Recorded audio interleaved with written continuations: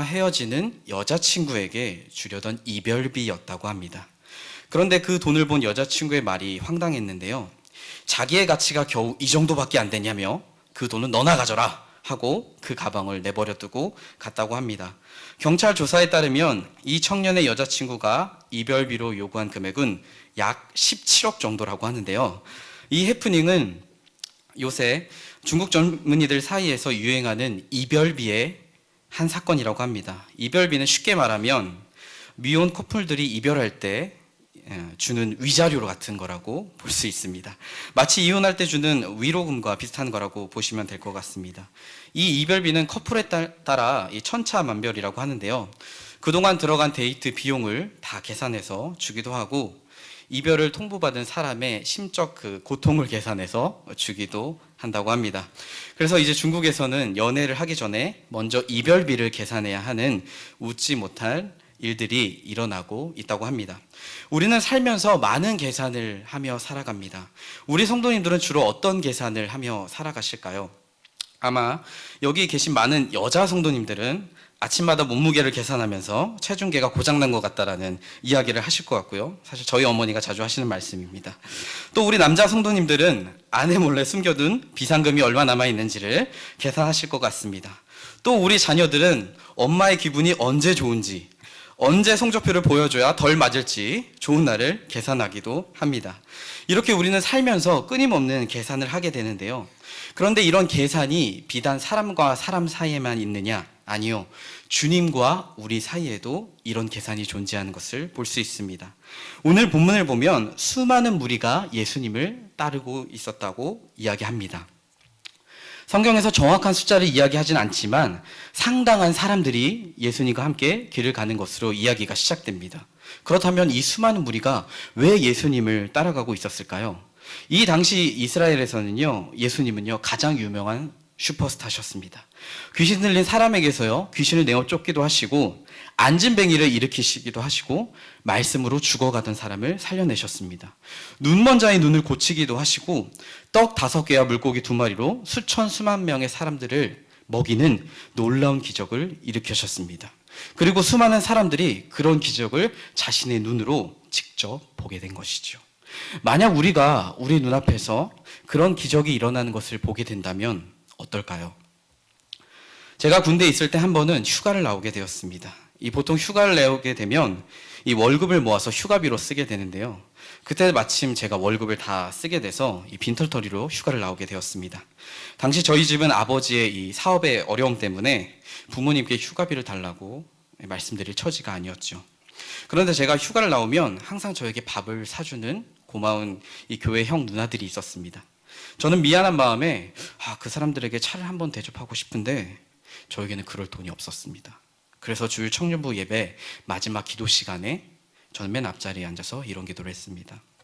하나님, 제가 하나님의 자녀고 제가 하나님을 사랑하고 하나님이 저를 사랑하시는데 지금 저에게는 제 주변 사람들에게 차 한 잔 대접할 돈도 없네요. 너무 마음이 아픕니다. 그렇게 슬퍼하며 기도를 하는데 갑자기 하나님께서 저에게 그런 마음을 주셨습니다. 유서가, 걱정하지 마. 내가 그 돈을 너에게 줄게. 그리고 그 기도의 응답을 들은 저의 반응이 어땠을까요? 하나님 감사합니다. 역시 저를 채우시는 하나님 최고예요. 그랬을까요? 아니요. 하나님, 말도 안 되는 소리 하시네요. 지금 이 상황에서 돈을 어떻게 주실 수 있는데요? 하늘에서 돈이 떨어져 내립니까? 하고 그 응답을 믿지 않았죠. 그리고 예배를 마치고 1층에 이제 내려오는데 한 남자 집사님을 만나게 됐습니다. 그분은 저를 보시더니 반가워하시며 말씀하셨습니다. 어디서 휴가 나왔어? 야, 그래, 자 맛있는 거 사 먹어라. 그리고 저에게 5만 원을 주셨습니다. 그리고 저는 그 돈으로 교회 형 누나들에게 차례 대접할 수 있게 되었죠. 저는 이 작은 기도의 응답을 통해 하나님께서 정말 내 모든 것을 아시는구나, 그분에게는 불가능이 없으시는구나 라는 사실을 실제로 경험하게 되었죠. 짜릿한 일이었습니다. 이렇게 작은 기도의 응답도 그러는데 하물며 그 당시 눈앞에 예수님의 기적을 목격한 사람들은 어땠을까요? 한 번도 걷지 못했던 안진뱅이가 일어나 걷고 불치의 병으로 죽어가던 사람들이 살아나고 귀신이 쫓겨나가기 시작했습니다. 매일 하루하루 어떻게 먹고 살까 걱정하던 그 사람들 앞에 먹을 것이 차고 넘치는 기적들이 일어났습니다. 어쩌면 그 사람들이 예수님의 매력에 매료되어서 열광하고 따라다니는 것은 지극히 당연한 일이었죠. 예수님을 자신들의 왕으로 삼으면, 예수님과 함께라면 아무런 걱정과 어려움 없이 살 수 있을 거라 생각했을 것입니다. 그런데 오늘 본문을 보면 그렇게 예수님께 열광하며 따라오는 무리들에게 예수님께서 갑자기 이런 말씀을 하시는 것이죠. 우리 26절과 27절의 말씀을 다 같이 다시 한 번만 읽어보도록 하겠습니다. 같이 읽어보겠습니다. 시작. 물은 내게 오는 자가 자기 부모와 처자와 형제와 자매와 더욱이 자기 목숨까지 미워하지 아니하면 능히 내 제자가 되지 못하고, 누구든지 자기 십자가를 지고 나를 따르지 않는 자도 능히 내 제자가 되지 못하리라. 아멘. 지금 예수님께서 뭘 하시냐면요, 야, 너네가 정말 나를 따라오기 원하냐? 그러면 너네가 지불해야 할 대가가 있어. 비용이 있어. 근데 그 비용과 대가가 작지 않아. 굉장히 커. 그래도 너네 나 따라올래? 정말 따라올래? 이렇게 묻고 계신 것이죠. 혹시 우리 성도님들 중에서 나는 왕년에 이성에게 인기가 참 많았다, 혹은 많은 이성을 만나봤다는 분 계신가요? 그렇죠. 계셔도 손 드시면 안 됩니다. 우리 성도님들이 보시기에 저는 인기가 많았을까요? 적었을까요? 네, 대답이 없으시네요. 제가 온세계교회 중등부에 처음 부임한 날 예배를 마치고 문 앞에서 아이들에게 인사를 했습니다. 여학생 2명이 제게 찾아와 물었습니다. 전사님은 여자친구 있으세요? 응? 아니, 없어. 그리고 속으로 생각했습니다. 이놈의 인기란. 그리고 물었습니다. 그건 왜 물어? 그러자 다른 친구가 이렇게 말했습니다. 야, 얼굴을 봐, 있을 것 같냐? 이렇게 얘기했습니다. 또 한 번은 한 학생으로부터 연락이 왔습니다. 목사님, 저희 엄마가 목사님 칭찬을 하셨어요. 그래? 뭘? 네, 전에 그 앞에서 찬양하는 걸 봤는데 떨지도 않고 노래를 정말 잘하신대요. 감사하네. 네, 목사님, 근데 뭐? 노래는 잘하시는데 다리가 좀 짧다고. 그걸 왜 굳이 저에게 이야기하는지 자기들끼리 알면 되는 걸 이해할 수 없었습니다. 이런 저이기에 누가 나를 좋아한다, 인기가 많다, 굉장히 기쁘고 환영할 만한 일이죠. 제가 보기에 여기 모인 성도님들 또한 저처럼 얼굴과 체형이 겸손한 분들이 많으셔서 이런 인기를 싫어하는 성도님들은 거의 없을 거라고 생각됩니다. 그런데 오늘 본문을 보면 이상하게도 이 예수님께서 자신에게 환호하는 무리들에게 이렇게 말씀을 하시는 거예요. 야, 너네가 정말 나를 따르기 원하냐? 그러면 너네 지불해야 할 비용이 있어. 대가가 있어. 그게 뭐냐? 너희 부모, 형제, 자매, 처자, 그리고 네 목숨까지도 미워하지 않으면 내 제자가 될 수 없어. 네 십자가 메고 안 오면 나 따라올 수 없어. 이런 충격적인 이야기를 하고 계신 것이죠. 그렇다면 예수님은 도대체 왜 이 무리들에게 이런 말씀을 하시는 걸까요? 저는 보통 중학생들을 만나서 신방을 하면 아이들에게 꼭 묻는 이야기가 있습니다. 바로 너 예수님 믿냐? 이 말인데요. 그럼 약 100명의 아이들 중 몇 명이 예수님을 믿는다고 이야기할까요? 제 수년간에 통계적으로 약 80명의 아이들이 예수님을 믿는다고 이야기합니다. 심지어 어떤 친구는 목사님, 제가 예수님 믿으니까 교회도 나오고 헌금도 내고 예배도 드리죠. 그럼 저는 아이들에게 다시 묻습니다. 그래? 그럼 넌 예수님의 뭘 믿는데? 예수님하고 너하고는 무슨 관계인데? 그러면 일단 여기서 30명은 긴 침묵과 함께 어버버거리다 아웃됩니다. 그리고 나머지 50명에게 묻습니다. 야, 너 진짜 예수님 믿어? 그럼 네 삶의 주인이 누구야? 그럼 아이들이 얘기합니다. 당연히 예수님이죠. 그럼 제가 마지막으로 묻습니다. 그럼 솔직히 네 지난 일주일의 삶, 아니 한 달의 삶, 아니 1년의 삶을 돌아보면 진짜 네 삶의 주인이 누구야? 예수님이야? 그럼 그 중에 반은 시무룩하며 이렇게 이야기합니다. 아니요, 제가 주인이에요. 돈, 공부가 주인이에요. 오늘 본문에서 예수님께서 왜 무리에게 그런 말씀을 하셨을까요? 그것은 바로 많은 사람들이 믿음을 오해하고 있기 때문이죠. 우리는 교회 생활을 하면서 수많은 설교를 들었습니다. 성경 공부도 했고요. 훈련도 받았습니다. 그래서 어쩌면 우리가 알고 있는 성경의 지식, 신앙의 지식은 어쩌면 대학생, 아니 석사, 박사의 수준일지도 모르지요. 그리고 보통 우리는 그것을 믿음이라고 생각을 합니다. 그런데 문제는 오늘날 많은 기독교인들의 신앙 수준이, 지식 수준이 석사, 박사일지는 모르겠지만 실제로 우리 삶에 이루어지는 신앙의 수준은 유치원생과 다름없는 경우가 수도 없이 많다라는 것이죠. 오늘날 많은 사람들이 기독교를 개독교라고 부릅니다. 인터넷에 가면 수없이 기독교를 욕하는 글들을 볼 수 있죠. 왜일까요? 예수님을 믿는다고 말하지만 마치 예수님이 계시지 않는 것처럼 오히려 세상의 사람들보다 더 악하게 살아가는 기독교인들이 많기 때문이죠. 사랑하는 성도님들, 믿음이 뭘까요? 머리로 아는 것? 마음으로 동의하는 것? 맞지요. 그런데요, 거기에서 정말 중요한 것이 하나 빠져 있습니다. 그게 뭐냐면 바로 신뢰. 자신의 인생을 예수님께 걸고 그분께 모든 것을 드리는 것. 그것을 성경에서는 믿음이라고 얘기합니다. 제가 군대에 있을 시절 유격이라는 훈련을 받았습니다. 훈련 중에 전우를 믿자라는 훈련이 있습니다. 이 높은 곳에서 이렇게 팔을 가슴에 댄 채로 뒤로 일자로 떨어지는 훈련인데요. 이 전우들이 뒤에서 떨어지는 저를 손으로 이렇게 받쳐주는 거예요. 근데 이게 왜 전우를 믿자 훈련이냐면 만약에 제가 전우를 못 믿는다? 그러면 저도 모르게 몸에 힘이 들어갑니다. 그래서 몸이 일자로 떨어지지 않고 구부정하게 떨어져서 다친다라는 거예요. 그래서 제가 정말 전우를 믿는다면 몸에 힘을 빼고 몸을 전우들에게 맡기는 훈련인 거죠. 의지하는 훈련입니다. 그럼 저는 전우를 믿었을까요? 안 믿었을까요? 당연히 못 믿었죠. 분명 말로는 전우를 믿는다고 했지만 외치는데 몸이 떨리기 시작합니다. 저도 모르게 힘이 들어가고 구부정하게 떨어진 거죠. 제가 진짜 그들을 믿었다면 그들을 신뢰하고 몸을 맡기고 제 생명을 걸었어야 했습니다. 그래서 우리가 읽은 누가복음에서는요, 믿음을 무엇이라고 하느냐?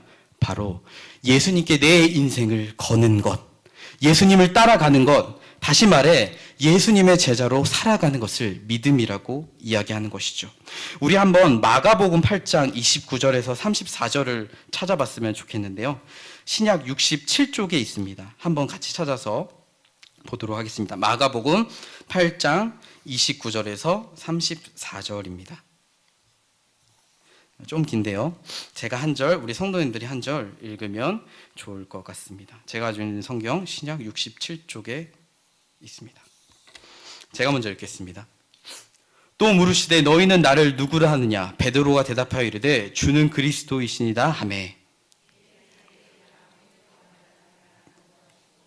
인자가 많은 고난을 받고 장로들과 대제사장들과 서긴관들에게 버림받아 죽임을 당하고 사흘 만에 살아나야 할 것을 비로소 그들에게 가르치시되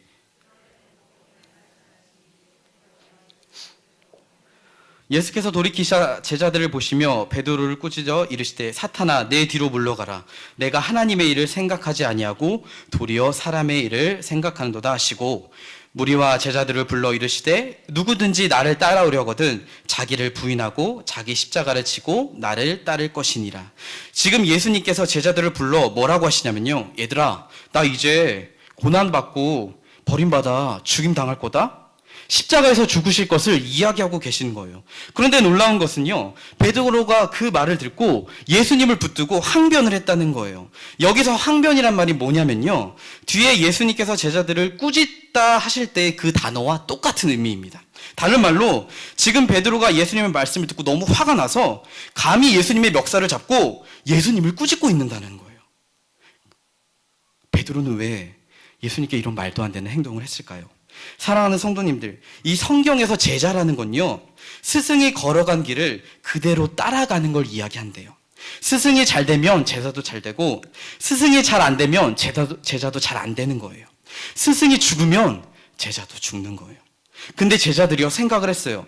야, 예수님은 대단하신 분이야. 죽은 자도 살리고 병도 고치고 귀신도 쫓아내셔. 오병이어 기적도 일으키셨어. 그래서 예수님을 따라갈 때 다 잘 될 거라고 생각했어요.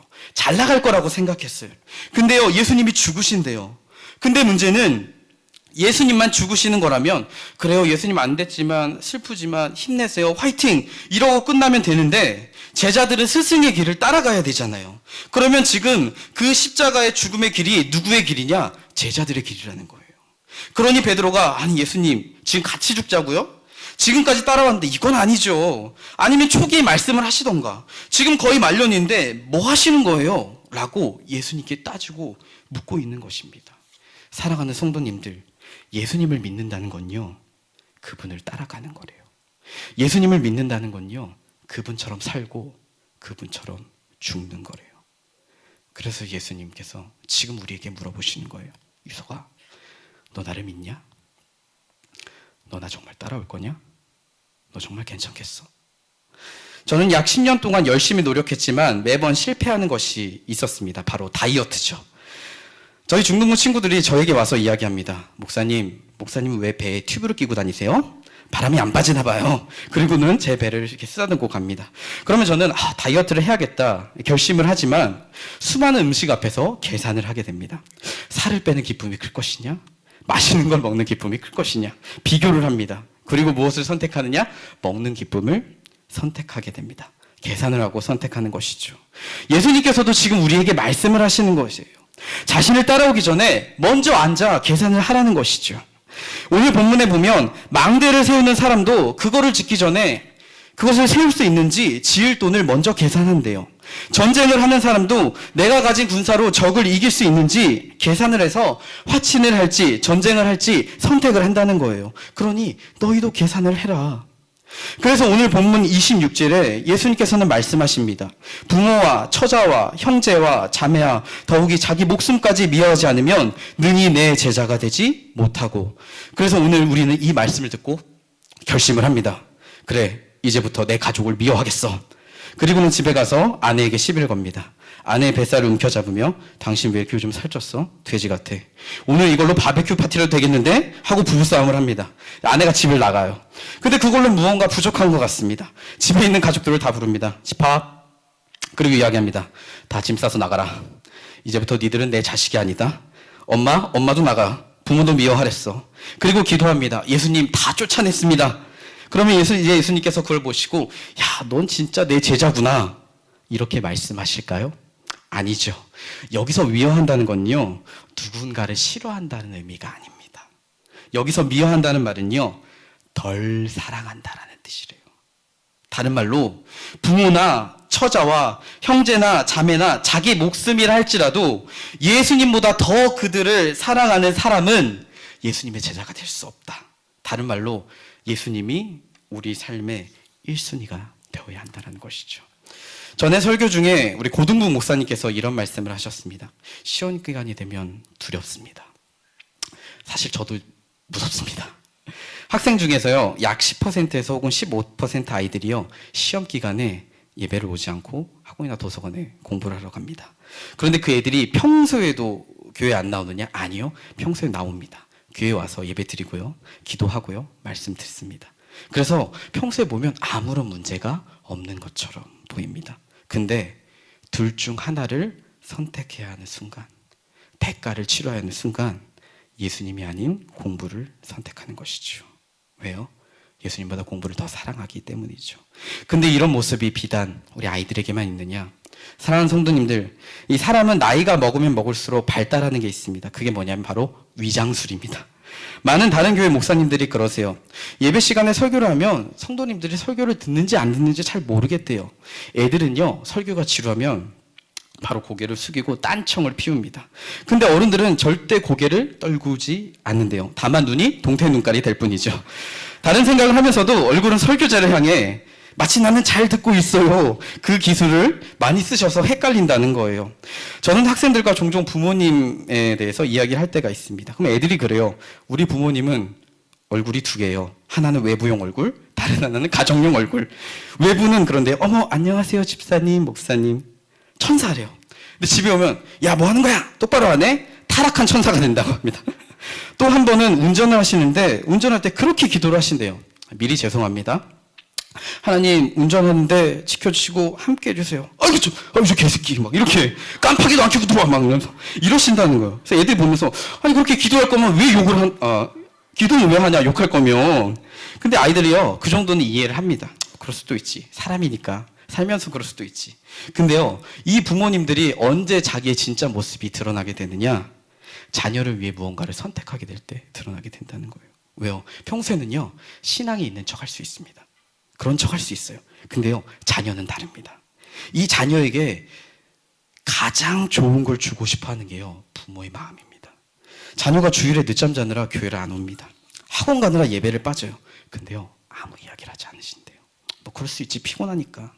시험 기간 학원 가. 근데 만약에 그 자녀가 그러는 거예요. 엄마, 나 학교 일주일에 5번이나 가는데 한 번 빠질게. 뭐 어때? 나 좀 잘게. 그러면 부모님들이 뭐라고 하실까요? 미쳤나? 이런 말씀을 하시겠죠. 아이들이 항상 집에 가면 듣는 이야기가 있대요. 그게 뭐냐면, 야, 학원 갔다 왔어? 숙제했어? 너 다음 시험에 성적 떨어지면 알지?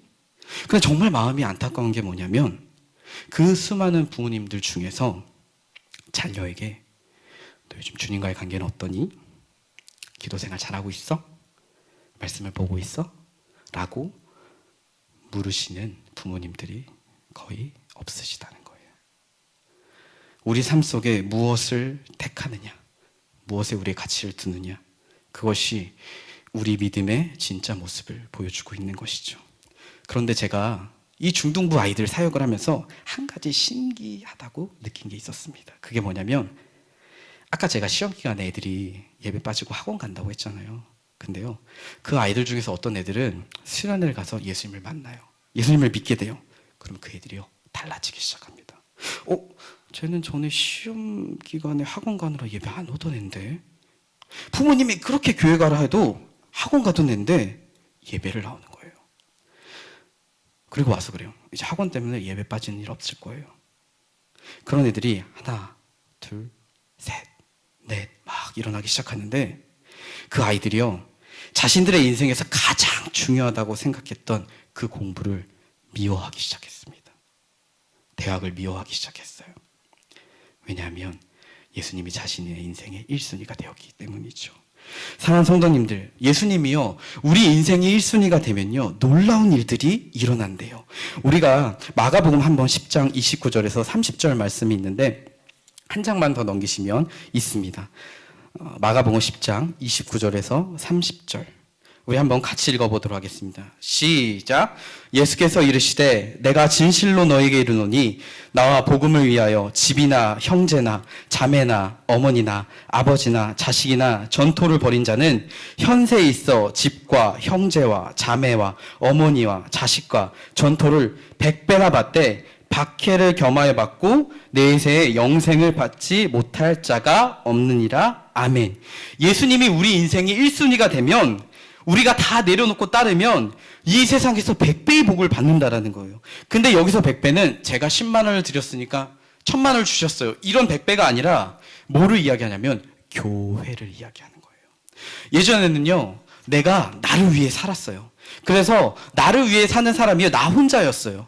근데 이제는 내가 그걸 다 버리고 나를 위해 살지 않아요. 주님을 위해 살고 주님처럼 다른 사람을 위해 사는 거예요.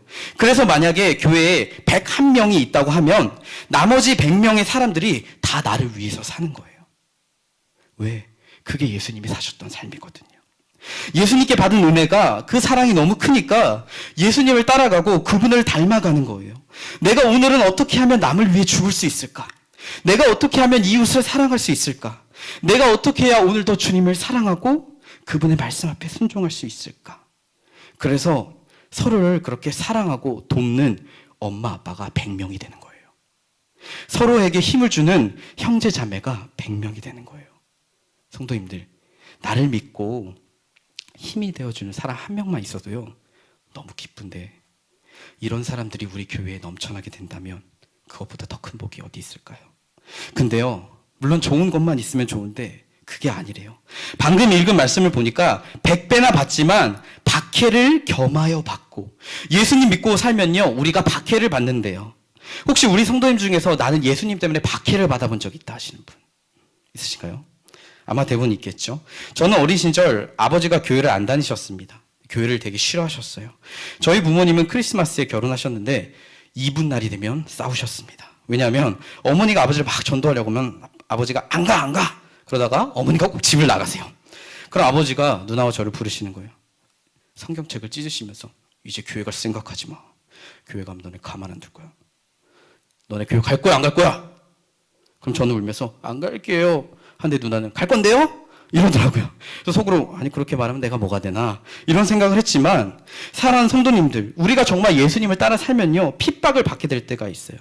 이 청년들이 대학교 가면 가장 힘든 게 뭐냐면 술이라고 합니다. MT를 가게 되면 선배들이 술을 따라준대요. 그럼 그래요, 저 크리스찬이라 안 먹습니다. 그럼 선배가 그런대요. 야, 우리 아빠 목사야, 마셔. 저는 안 먹겠습니다. 그럼 옆에 선배가 와서 그런데요. 야, 나 청년부 회장이야. 마셔. 안 마시면 유별나다고 왕따를 시킨대요. 사업하시는 성도님들이 사업을 하면 계약을 하기 위해서 술과 접대를 해야 된대요. 근데 어떤 분이 그러시는 거예요. 자기는 그 접대하는 게 크리스찬 양심에 너무 찔려서 못 하겠대요. 그러면 주변 사람들이 뭘 그런 걸로 고민하냐, 유별나다, 동료들로부터 많은 핍박을 받게 된다는 것이죠. 그런데 여러분, 그거 아십니까? 오늘날에 살고 있는 이 청소년들도요, 예수님을 따라가면요, 핍박을 받습니다. 어떤 친구는 부모님이 교회 가는 걸 너무 싫어하셔서 아침마다 도서관 간다고 거짓말하고 교회로 온대요. 근데 이상한 건 도서관 간다면서 책은 들고 가지 않습니다. 아빠한테 들키면 죽는데요. 부모님의 박해 때문에 죽으면 죽으리라 하는 그 마음으로 예배를 드리는 친구도 있습니다. 학교에 가니까 반 아이들 중에 예수님을 믿는 아이들이 없습니다. 자기 혼자예요. 학교 애들이 자기를 다 이상하게 생각한대요. 왕따를 시킨다는 거예요. 밥 먹을 때 기도를 합니다. 옆에서 비웃는데요. 쟤 뭐하냐? 토요일과 주일에 교회를 가면 야, 너는 친구가 중요하냐? 예수가 중요하냐? 너가 이렇게 유별나? 교회 좀 빠지면 죽냐? 그런다는 거예요. 중고등부 아이들이요, 학교에서 예배 모임을 합니다. 불법이 아닙니다. 그런데 그 기도 모임을 싫어하는 교장, 교관 선생님들이 계시대요. 아이들을 예배 드리다 들켰어요. 학교 교관 선생님이 하지 말라고 하셨습니다. 그래서 애들이 그 교관 선생님께 편지를 썼습니다. 우리 기도 모임 하게 해주세요. 조용히 하겠습니다. 근데 안 된대요. 너네 또 하면 불이익이 있을 줄 알아. 그래서 제가 애들에게 그랬어요. 야, 너네 굳이 학교에서 기도 모임 안 해도 돼. 나는 너희들에게 피해가는 거 싫어. 너네 불이익 받을 수도 있대. 근데 니네가 스스로 결정해. 어떻게 할래? 사실 저는요, 이 아이들에게 이 질문을 하면서 아이들이 안 하기를 바랬습니다. 왜냐하면 그 아이들에게 혹시나 피해가 갈까봐, 어려움이 생길까봐. 근데 아이들이요, 모여서 저한테 그러는 거예요. 목사님, 저희 기도 모임 할래요. 야, 불이익 받을 수도 있다니까? 목사님, 까짓거 불이익 받으면 받을게요. 아니, 우리가 하는 게 불법도 아니고 죄 짓는 것도 아니고 학교에 모여서 예배하겠다는 건데 죽으라고 하면 죽죠 뭐. 예수님도 우리를 위해 죽으셨는데 이거 못하겠어요? 여러분, 10대 아이들이 예수님을 따르니까요, 신기하게 세상을 두려워하지 않습니다. 오히려 저보다 낫더라고요. 그 아이들이요, 자기들에게 불이익이 올 수도 있는 걸 알면서도 예수님을 따르는 이유는 단 하나였어요. 바로 주님이 우리를 위해 죽으셨기 때문이죠. 우리를 위해 자신의 모든 걸 내어주셨기 때문에, 그 사랑 때문에, 그 생명 때문에 자기에게 불이익이 올 걸 알면서도 포기하고 예수님을 따르겠다고 결정한 것이죠. 사랑하는 성도님들, 혹시 그거 아십니까? 예수님께서요, 수많은 사람들에게 조롱을 당하며 발가벗겨주셨어요. 수치와 고통을 당하실 때 사람들이 이렇게 말했습니다. 야, 네가 하나님의 아들이냐? 선지자냐? 그럼 내려와 봐. 지조차도 구원 못하면서 누가 누굴 구원해? 내려와 봐. 내려와 보라니까? 그럼 믿어줄게. 근데 예수님께서 그 십자가에서 내려오실 수 없으셨을까요? 아니, 내려가고 싶지 않으셨을까요? 예수님이요, 그래 알았어 하고 내려가서 이놈들하고 천사들을 동원해 그곳에 있는 모든 사람을 다 죽이실 능력이 계셨어요. 근데요, 예수님이 한 가지를 하셨어요. 그게 뭐냐면, 십자가를 포기하고 내려가면 그 사람들을 다 죽일 수는 있어요. 하지만 우리를 구원할 수 없다는 거, 우리를 얻을 수 없다는 사실을 아셨어요. 그래서 십자가에서 그 고통을 참으시고 자신의 전부를, 생명까지 내어주신 것이죠. 왜요? 우리를 구원하시기 위해. 우리를 예수님의 것으로 만드시기 위해. 그리고 우리에게 말씀하시는 거예요. 너가 나를 믿느냐? 너 정말 나 따라오겠느냐? 사랑하는 성도님들은 계산을 해보신 적이 있으신가요? 지금 우리의 눈에 예수님의 십자가가 보이십니까? 아니면 저 세상의 화려함이 먼저 보이십니까? 저는 오늘 이 시간 우리가 주님 앞에 회개하기를 간절히 소망합니다. 주님, 제가 주님을 따라 산다고 하면서도 세상을 사랑하며 살았습니다. 제가 주님을 믿는다고 하면서도 세상을 따르며 살았습니다. 주님, 이 시간 내가 따랐던 나의 모든 우상들을 내려놓고 주님만을 바라보기를 소망합니다. 그 십자가의 사랑으로 예수님을 따르게 하여 주시옵소서. 오늘 수요 예배에 나와서 기도하는 이 시간, 우리의 전부 되시는 주님을 구하는 저녁이 되기를 간절히 소망합니다. 오늘 하루, 일주일, 아니 우리가 저 천국에서 주님을 우리의 눈으로 만나게 되는 그 날까지 주님을 따르며 예수님의 제자로 살아가시는 성도님들이 되시기를 예수님의 이름으로 간절히 축복합니다.